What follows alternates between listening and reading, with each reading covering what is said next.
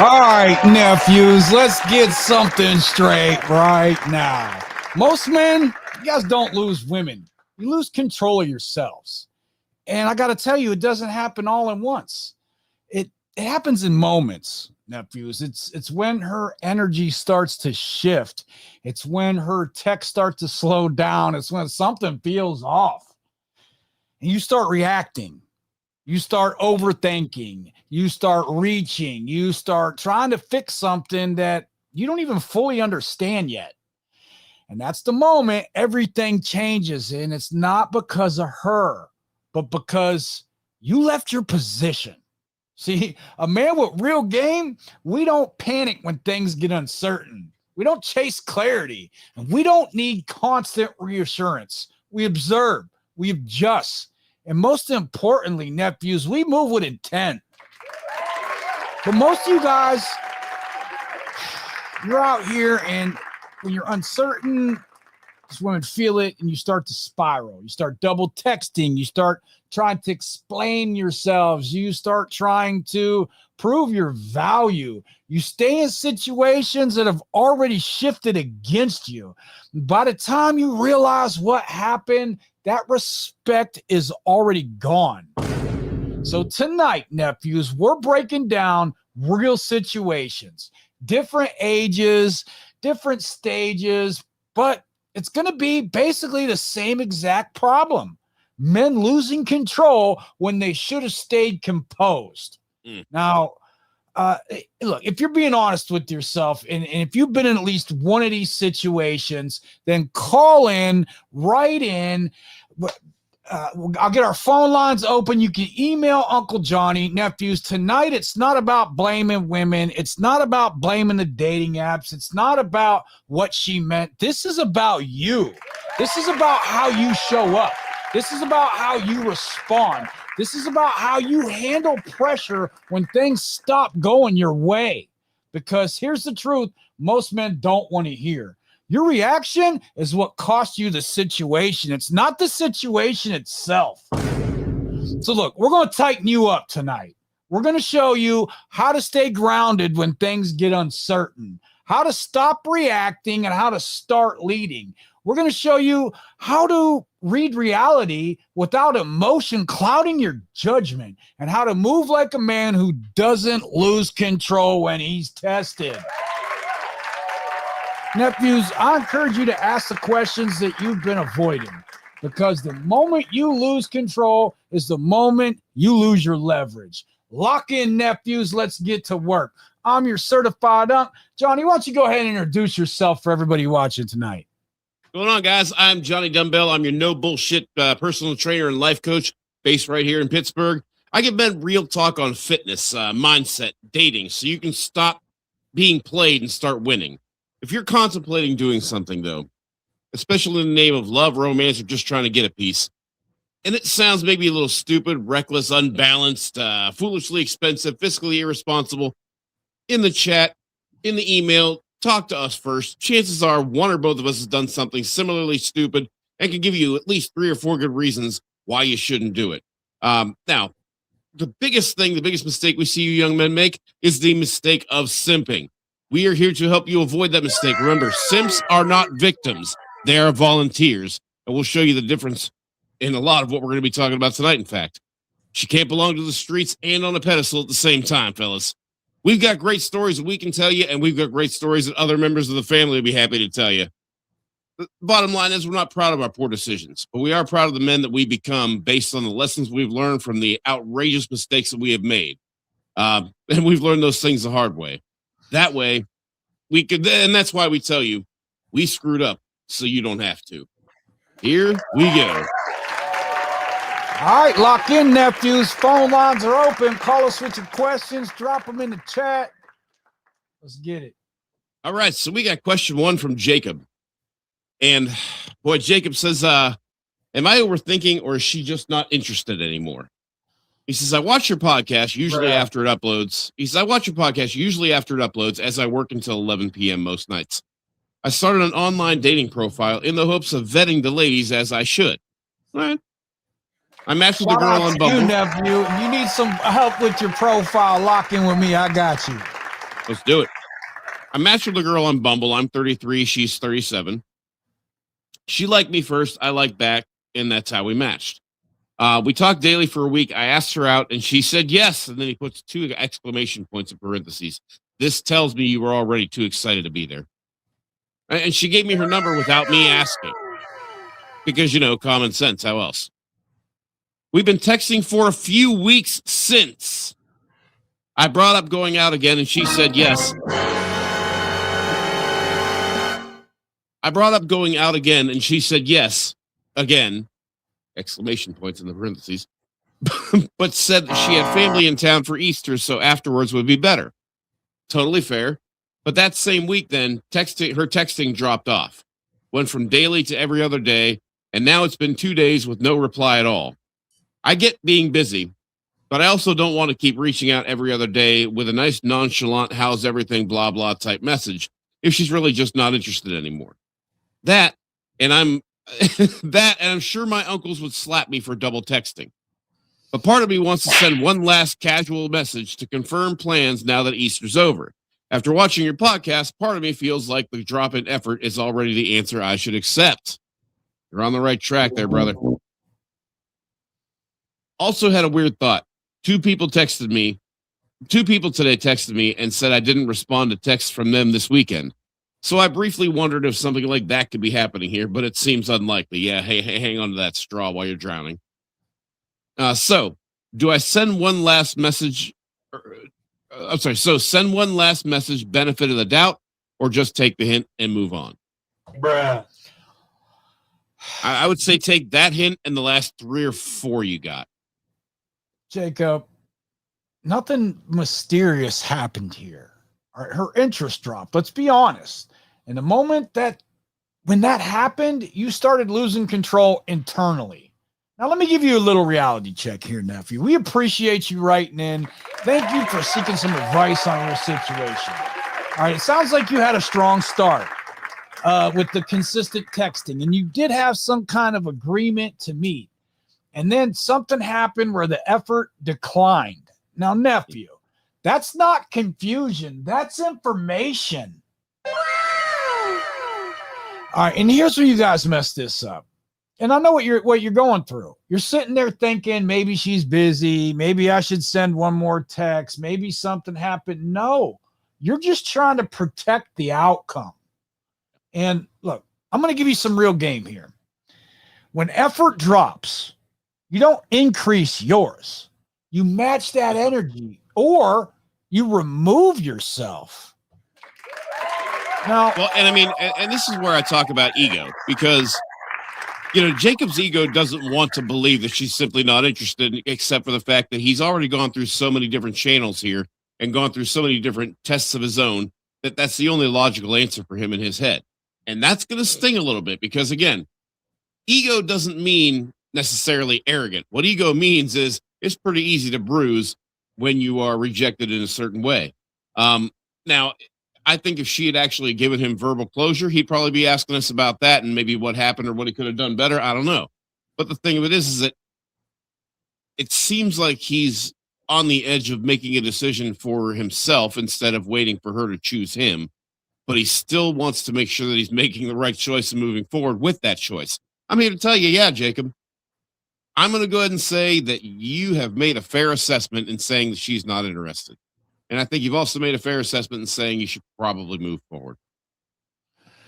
All right, nephew, look, I know your instinct is to do something so you don't lose the situation. But the real game here is do nothing and see what's actually real. Nephew's interest doesn't need to be chased. It shows up. If it disappears, chasing is not going to bring it back. It will confirm she was right to pull away. That's what's going to happen. You will never see, and you'll never see that because you'll still be chasing the clarity and you'll be chasing the closure that, frankly, you should have already added and put together in your head.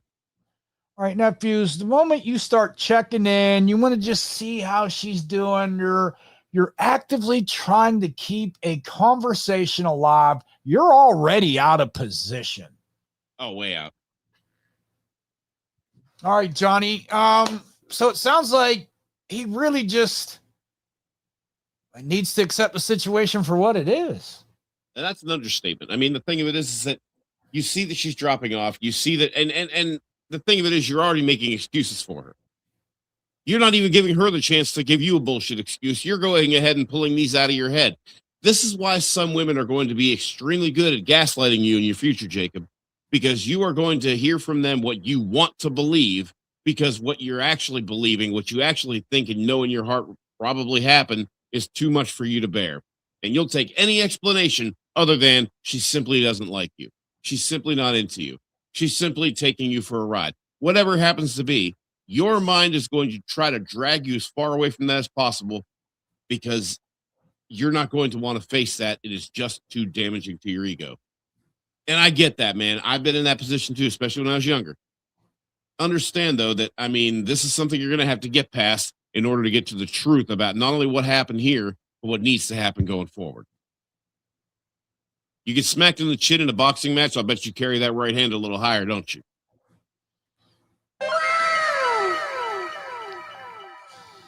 All right, Johnny, what else we got? Nephews, call in with your questions. Our phone lines are open. TikTok, we're live over on YouTube. You can join the rest of the panel. Call in with your questions. We got you. Yeah, and by the way, please hit that like and subscribe button. I mean, it really helps our algorithm, so it really helps us to get the information out to young men who really need to see it, need to hear it, and maybe even to piss off some of the people out there that don't like us getting that information out there. We have a few of those haters too. Just know that whether you thumbs up or thumbs down us, it helps our algorithm. Either one, we love it. So question 2 is from David. And it's David's birthday, or at least it was 5 days ago. So happy birthday, David. David is 28, which means that I have hoodies older than him. But anyway, he says, my wife, who's 20, I wish I was joking about that. So my wife, who's 27, woke me at 2 a.m. saying I cheated on her. When I denied it, she started actually hitting me. We've been together 7 years. She thinks I'm cheating on her with a classmate because I got my hair cut before I went to a mixed gender study group a few days ago. She screamed at me from, oh, dude, this is a good one. She screamed at me from 2 a.m. until I had to leave for work at 6 a.m. I didn't try to defend myself when she started hitting me. Now she's saying that she wants a divorce and she's going to cheat back by having a guy over while I'm at college taking my exam tonight. This is all extremely out of character for her, and I'm worried that she's having a mental health crisis, possibly psychosis. What would you do in my situation? If you have hate in your heart, let it out. Yeah, I mean, geez, oh man. All right, let's. So go ahead, Johnny. Here's what I think's happening, brother. She's been messing around on you for a little while. She's hoping to God you're cheating so she doesn't have to feel badly about it. And this could potentially be a guilt situation for her. Now, if it's not, this is a whole other realm of delusion. Like if you truly done nothing and she's truly been doing nothing, this does sound like maybe she's snapping a little bit. Look, we're not psychologists on this program. We're here to help you figure out how to move forward with your life in the best possible way. And in this particular situation, I would say if you're not married, you don't have kids. Well, you are married, but you don't have kids yet. I would say number one, wrap it up if you ever do touch her again, and that's between now and the time you can finalize that divorce, man. This if she's physically abusing you, this is not going to get better because you had a few conversations and somehow convinced her that this time you're not cheating. I know that a lot of people would tell me, oh no, this is in sickness and in health, for better or for worse. Maybe. But the thing of it is that if you're enduring the physical abuse portion of it, that's the first step towards however many steps it's going to take before one of you either realizes this isn't right or one of you finds out the hard way this isn't right. Screaming at you for 4 hours straight is crazy work. I've seen it happen. I've actually heard very real stories from people that I know very well of this kind of thing happening. So, I mean, that's some crazy work. And All right. I mean, if you've truly done nothing wrong here, my big thing is my big thing here is now you're dealing with, some sort of delusional situation that could land both of you in some trouble. Look, I got to be honest here. Our show tonight is about why men lose control in these situations. And most men in your position here do one of two things. They either overreact emotionally or they underreact and tolerate chaos. Yeah. Right now, you're doing the second. Now, what you should be trying to do is understand it and rationalize it. And maybe she is going through something. So, listen carefully, because you can have empathy for somebody without accepting the behavior. Yeah. So, yeah, it's like I always tell people, there are certain red flags that if I meet a woman and there's certain things she's been through in her life, I will probably go ahead and forego trying to commit to a relationship with somebody who's had ABC happen. I'm not going to say what it is here, but I will actually dedicate some shorts later on at some point, regarding that. But there are some things that may have happened to her that might not even be her fault, and I'm terribly sorry, but I am not equipped to handle those kinds of situations in my relationships. So I'm going to probably move on if that's been a situation, if that's been something that's happened. I don't know what's happened in this girl's past. We don't really get a great picture of it here. And maybe this is a mental health sort of situation. Being a married man, I'm going to go ahead and tell you that, if neither of you is cheating, that might be one thing. That might be something that, you might want to discuss this with somebody way above our pay grade about. But if this is not a mental health situation, this is simply a projection of maybe her own guilt or her own desires or whatever it might happen to be, I would say that's something worth maybe doing a little soul searching as to whether or not you want to continue doing this, man.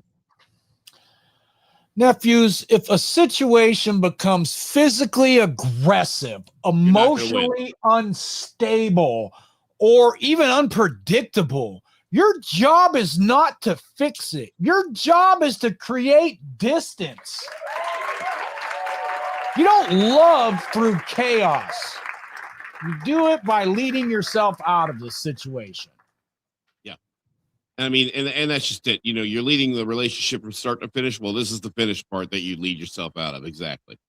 And I say that because, because this has become physical, because this has become her attacking you physically, there are a few different paths that this could go, and none of them look like you're going to come out on top. None of them look like you're going to be okay when they are over. This is something that I got to tell you, I would avoid. I would get away from if I was you. When you don't know what to do, this is the moment where everything gets exposed. Because when a man doesn't know what to do, he defaults to who he is. And I'm going to be honest here. The default setting for most men, when they're unsure, they go to approval seeking. They automatically think, let me start saying the right thing. They go to overcorrection. Let me do more. They do emotional reacting. I need to fix this now. Or they completely avoid the problem and they think, well, maybe it'll fix itself. None of those are leadership. Those are reactions. And the big mistake here that men think is that doing something is better than doing nothing. No, doing the wrong thing at the wrong time is worse than doing nothing. All right, when you don't know what to do, nephews, you need to slow down. You don't speed up, because speed equals emotion and stillness equals control. Now, when something feels off, ask yourself, what's actually happening? Behavior, not feelings. Ask yourself, would a man with standards tolerate this here? And also ask yourself, what actions maintain your position and not the outcome? No. Because look, if your action is trying to keep her, fix it, or prove something, then it's wrong. And you guys, you fail here because you're not protecting your position. You're protecting the possibility. And the possibility is where men get stuck. Most men don't lose women because of bad luck. They lose because they abandon themselves under pressure. And like Johnny, we talk about this over time, over-investing, overreacting, over-explaining, overstaying, all because you couldn't sit in uncertainty. So all in defense of that fragile ego, because God forbid you have to finally admit this chick just doesn't, this chick is not, for me.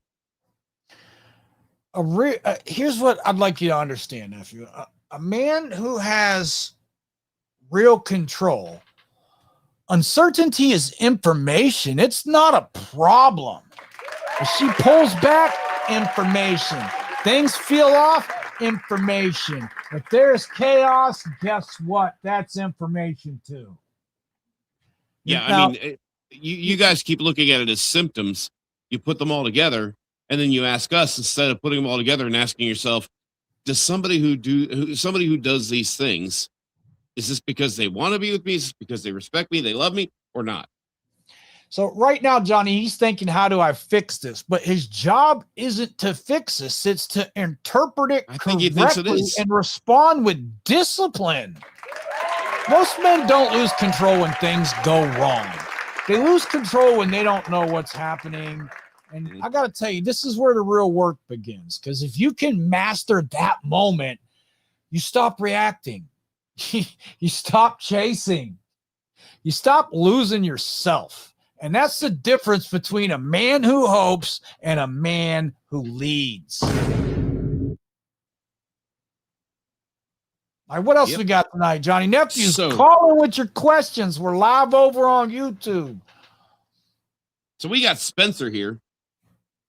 Spencer says, do I keep chatting or not? He says, me and a lady friend have reached the decision that, God, please don't call him lady friend. That's so creepy. Have reached look, I mean, whatever your vernacular is, that's just a weird way to do it. The decision that we'd like to go, we've reached the decision that we'd like to go out on a date week after next. But like, do I keep chatting away as normal?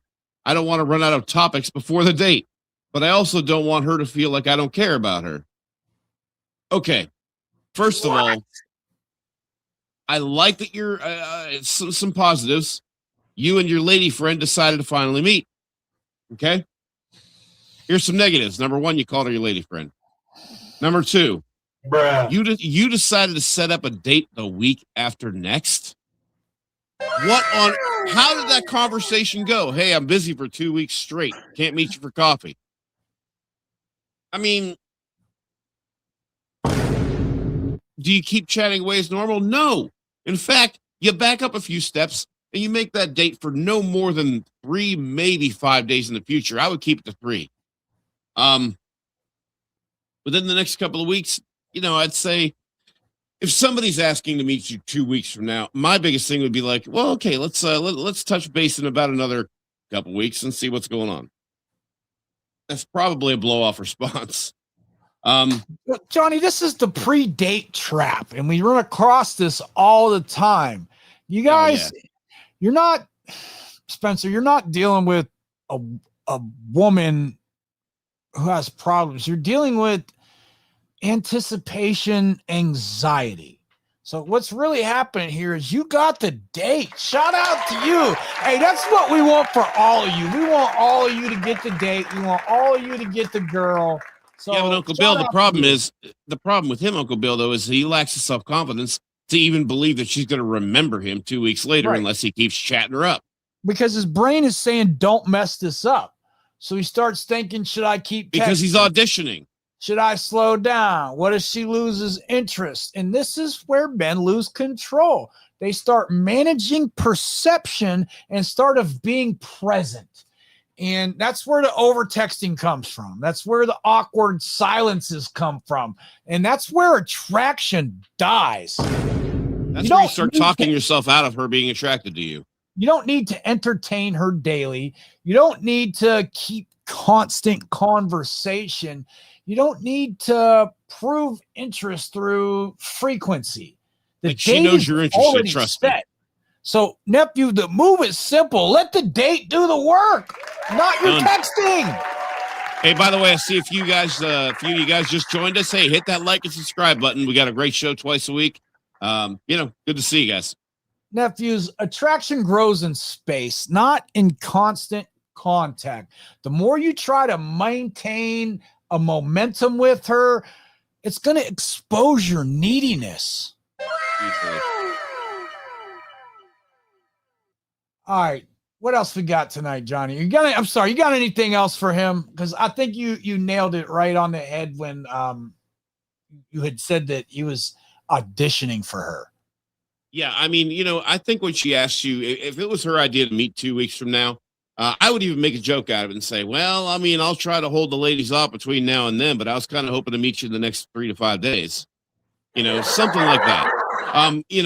But to be honest with you, after that reply, I would imagine there probably wouldn't be any further contact. And if not, no big deal, man. Drop in the bucket, keep moving forward, swipe right on the next girl that is good enough to fit your program. So we got question 4 from Neil. And Neil says, I'm 24. I'm in a relationship with an also 24-year-old lady. I said lady, not him this time. And we're having relationship troubles.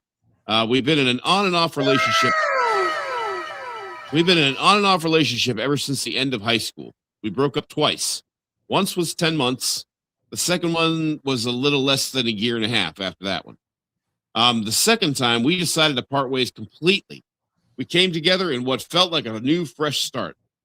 That was the case for a while, but she started her master's program in another state, and it was fine for a while. But as time went on, we kept finding out more and more stuff about how different we are. It started to mess with our heads. It came to a head the last couple of days when I mentioned I felt like I didn't belong in her current life, and that it seems like we've been avoiding our differences for quite a while. Our relationship is now in a weird state. I believe that there are ways to mend our relationship and work on our ways to not bicker or argue, and find solutions to make things work for us. This is also in between managing grad school and the other work as well, so it's going to take time. I have an off feeling in my stomach about the trajectory of our relationship, but I do think that we can figure out ways to make it work for us. She also wants to try to make it work, but the pessimism and negativity is affecting her more because she was in this ignorant state of bliss for a while. We get that. We both have improved a lot from years ago, but I think we got stagnant with that as well. I'd like to hear both sides in realism and hopefulness. We're going to give that to you in a little bit more here. The thing, Neil, is here's what's unfair. Here's what's kind of unfair about your situation, and the rest of it is controllable, so I expect you to control those parts. But you guys are going through a stage in your life where you are both not quite done with your educational, obligations. You haven't found the trajectory of your careers because you took that extra time to go to school. And I think that's fantastic. The only disadvantage that you find yourself at now is it's going to be older. You're going to be a little bit older than most of your peers when you're able to finally settle down with somebody who's got that similar path. And what's happening here is you guys are trying so hard to steer your paths to continue going parallel here. But you have all these underlying issues personally. You also have all these obligations outside of your relationship. So what's happening here is you are juggling your academics, you're juggling your professional future, and you're juggling what you are hoping is going to be, it sounds like you're hoping is going to be a future that may or may not include marriage, children, whatever else. But here's what I tell young men all the time. Until you know what path your life is going and you've actually taken that step along that path, you should probably avoid any kind of serious committed relationships because people change in those processes, becoming a professional this or, getting your degree in that. And that does tend to pull people apart no matter how much they were attached to each other before. That is a painful, painful path to go down. In this particular situation, you guys just aren't done figuring out which direction your lives are going. And that is what's really bringing the stress for both of you. This is why I tell you guys, I know that it might take you more time than others, to find that path of establishment. I know that some of you are going to go to trade school and be driving a truck by the time you're 21. Some of you are going to be going to grad school or medical school or getting your PhD, and you won't start on your actual professional path until you're damn near 30.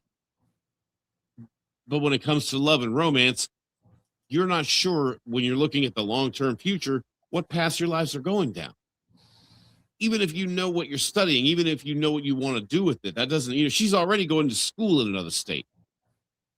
She may be working in another country someday. I don't know what she's majoring in. I don't know what her thing is, but the thing of it is that the two of you have been together since high school. There's this familiarity between the two of you, and now your lives are taking trajectories and taking directions that may or may not coincide with one another. And because for the last 6 years, you've really pretty much known just about each other, and that's it. You're going through this period of the unknown. You're going through this period of anxiety because the two of you just might slowly drift apart, and you're watching it happen before your eyes, or at least in your imagination. Again, if this doesn't work out, I wouldn't get into anything committed until you know where you're headed after you finish your schooling. Neil, this is the one that takes men the longest to accept because there's history, there's time. Now, it's hard to let go of that first piece, I'll tell you. All right. And what's really happening, you said it yourself. You feel like you don't belong. The differences are stacking. Things fell off. That's clarity. And this is where men lose control. You start trying to fix everything. You start trying to communicate more. You want to work through it, focus on potential instead of accepting the trajectory.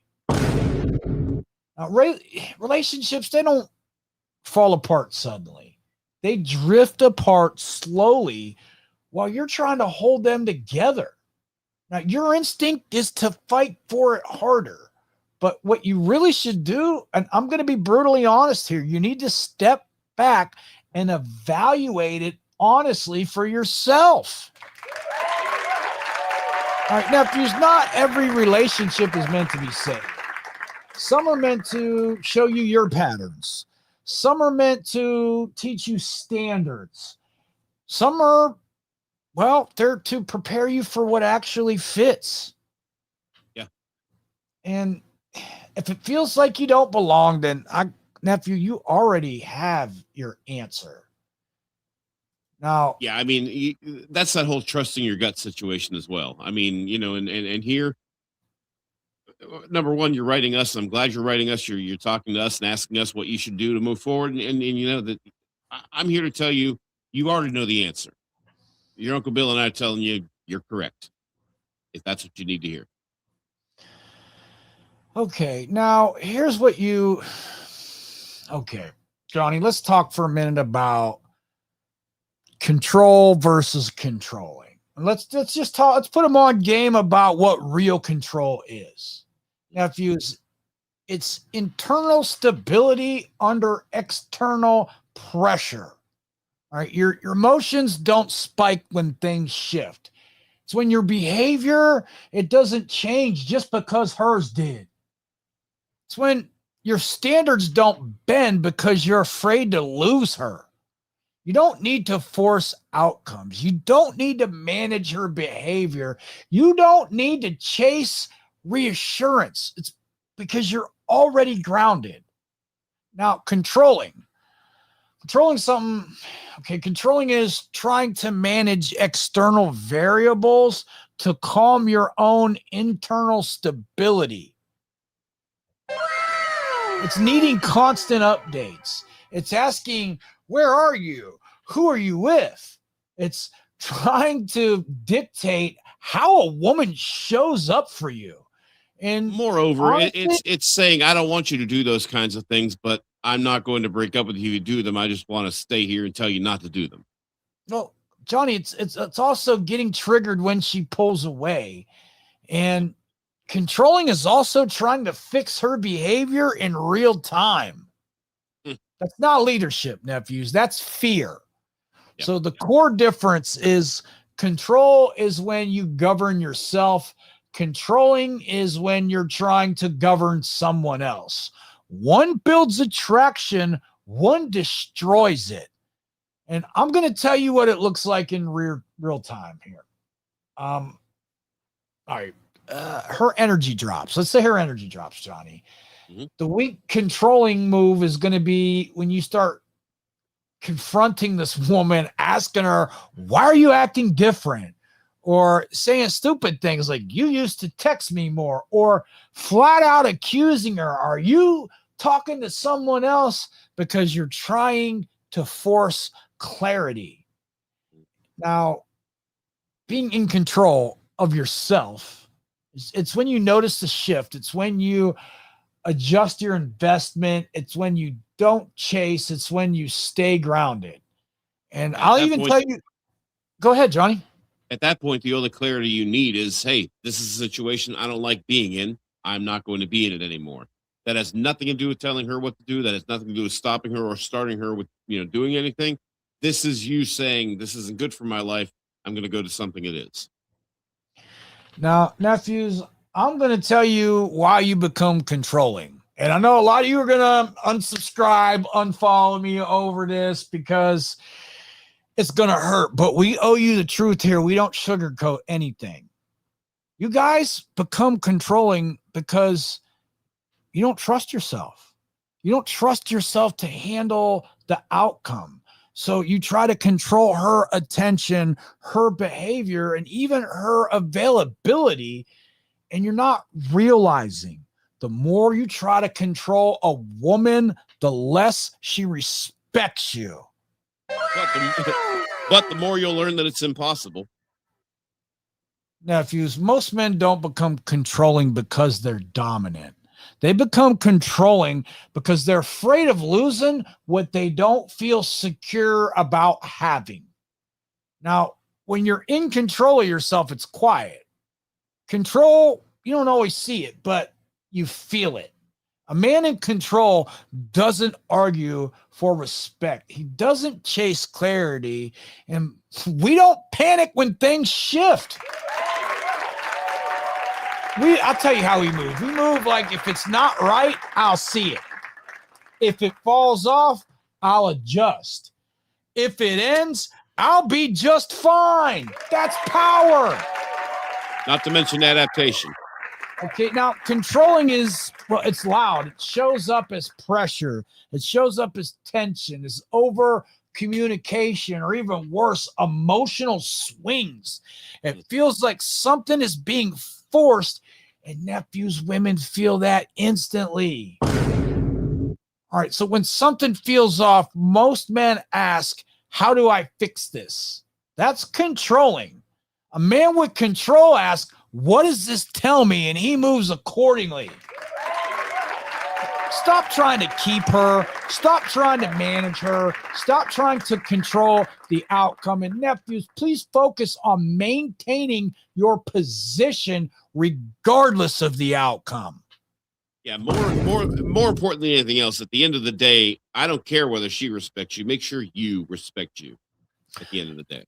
Nephew, I just want you to understand that a controlling man tries to keep a woman. A man in control, he knows what he has to do here. So I think you've been given all the signs, and you're going to make the right decision. I got faith in you, nephew. Yeah, but you know what? Keep tuning in and make sure that you're right. Now, look, I want to give you guys a couple ways that you can stay in control of yourselves. Now, nephews, this isn't motivation. This is an operating system for you. All right.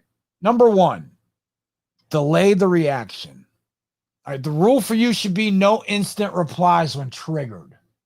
Count to 10, breathe, step away, text it out, but don't send it, because control equals a pause before action.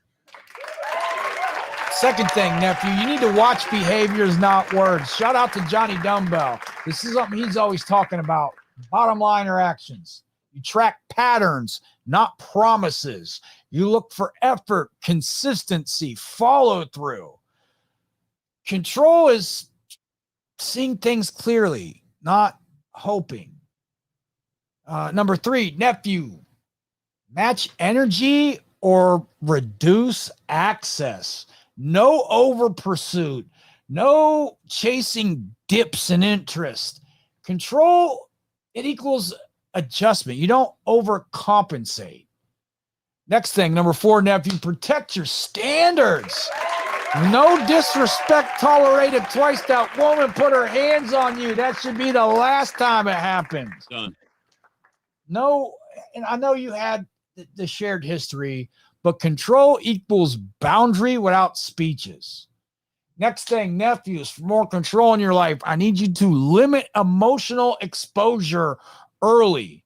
Now, this means don't overshare and don't seek validation through vulnerability. When you're in control, this means that you have measured access. Next up, Johnny, I'm sure you would agree. We talk about this almost every week, nephews. Keep your life full. Training, work, purpose, routine. This woman is part of your life. She's not your whole life. She can't be. Control means that you have options, and it means that you have a direction in your life. And look, nephews, I'd like you to use the 24-hour rule for decisions. Basically, what this means is when you're going to have big decisions in your life, you need to sleep on it. Never decide something from emotional spikes, because control means that you got time over impulse. Johnny, something else we talk about quite a bit on this show is stop explaining yourself. Oh. State it once and then act. No arguing for respect. Control means clarity and then movement. And something else you got to do, nephews, is accept outcomes early. If she pulls back, like I said earlier, that's information. Things end, move forward. You need to be able to detach from outcomes if you want real control in your life. Yeah, don't announce your boundaries, enforce them.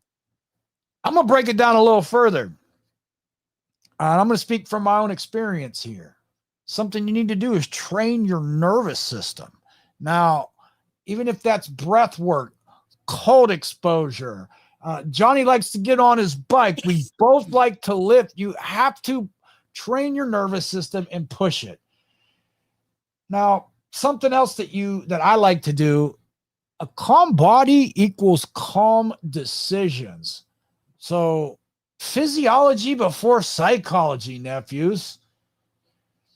The last thing I would tell you here, and the most important, is to leave when there's misalignment. No dragging these situations out.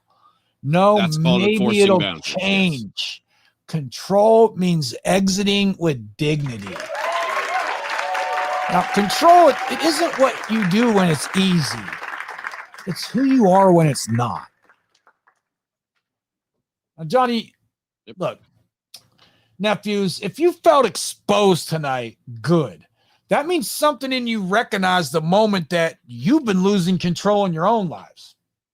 All of these situations we went over tonight, they were familiar. The drop in energy, the tension at home, the nervousness, the silence before a date, or when you guys try to overcompensate and fix something that's clearly ended. Things got uncertain, and these guys reacted to it, and they tried to fix it. They tried to hold it together. They tried to keep it from slipping. And what happened in doing that is they slipped themselves. So let me give it to you straight here. Most men don't lose situations. They lose themselves trying to save it. You feel the shift. You know something's off. But instead of standing on that, instead of standing on business, you explain it away. You try to give it more time, and you start overthinking. No, nephews, that's your signal. Because when things get unclear, you don't need to do more. You need to do less and see what's real. And that's where discipline comes in. Not discipline in the gym, but discipline in your reactions. Holding your frame when she pulls back. Holding your ground when things feel unstable. holding your peace when everything in you wants to react, because there's the truth that most men never learn. The moment you react emotionally is the moment you give up your leverage. Not because she's winning, but because you stopped leading yourself. So what's the move now? You don't chase clarity. You don't force outcomes. And you don't try to control what's outside of you. No, you control and you. You control the controllables, man. That's it. You You control control your the time. controllables, and you adapt to the uncontrollables. You control your attention. You control your standards. You control your response. And nephews, when you can do that, I promise you something shifts. You stop the overthinking. You stop chasing. You stop tolerating things that just don't feel right to you.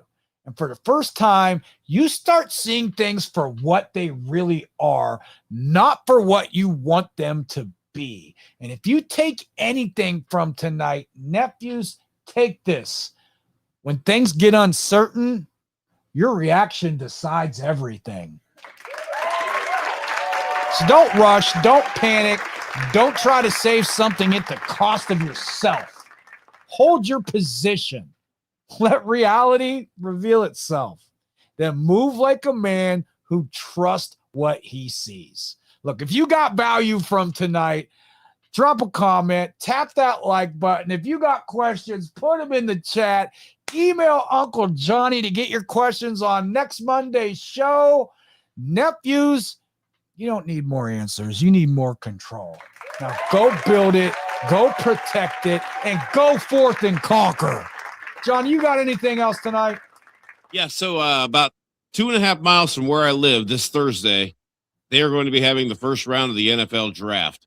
But I'm going to be here with you guys because we have got some Bumble profiles to check out and show you gentlemen how to move when it comes to that sort of thing. Now, if you skip that show to watch the stupid NFL draft, we're going to be very angry with you, and then you're going to have relationship problems, and the next girl you date is going to cheat on you. So make sure you're here Thursday night. Hit that like and subscribe button, and we'll see you then. But until then, remember, if you drink, don't drive, and if you drive, don't park, because accidents cause people. Good night. Thanks for watching, everybody.